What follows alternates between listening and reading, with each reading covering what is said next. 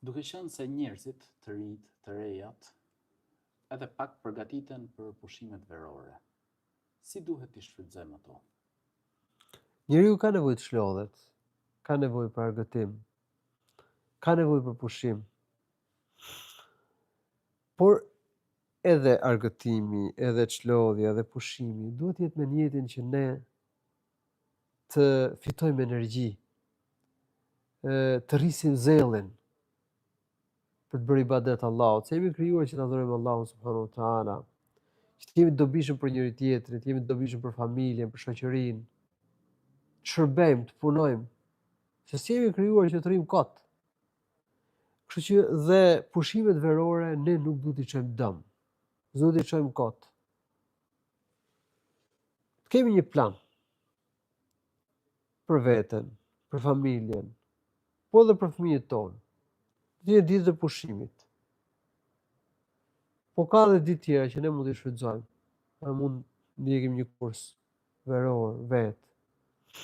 Fëmijët tonë ndjekin kurs veror për mësuar çështjet e fesë, për mësuar Kur'an, për mësuar hadithe, për mësuar besimin, ibadetin, ritet, rregullat e fiqhut, për mësuar moralin, edukatën, jetën e profetit sallallahu alaihi wasallam.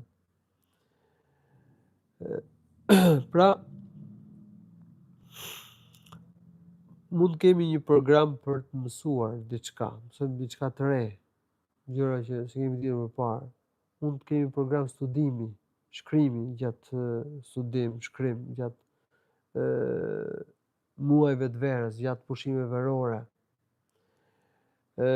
Mund kemi një program për të ndihmuar njerëzit e varfër, për të vizituar njerëzit e fisit.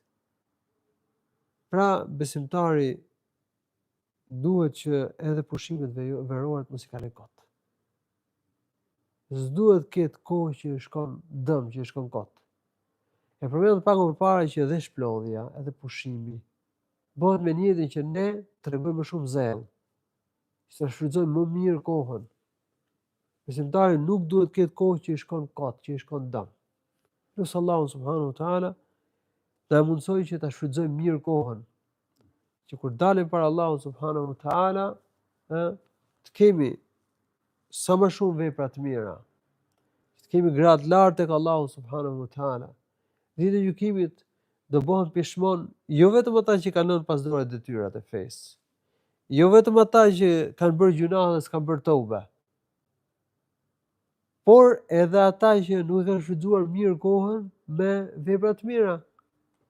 Pasi njerëzit do të jenë gradë në xhenet.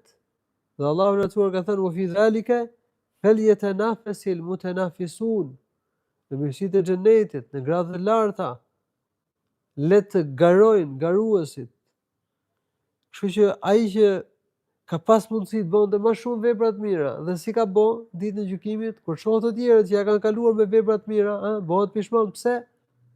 Pendohet, bëhet pishmon pse nuk e ka shfrytzuar më mirë kohën në jetën e kësaj bote.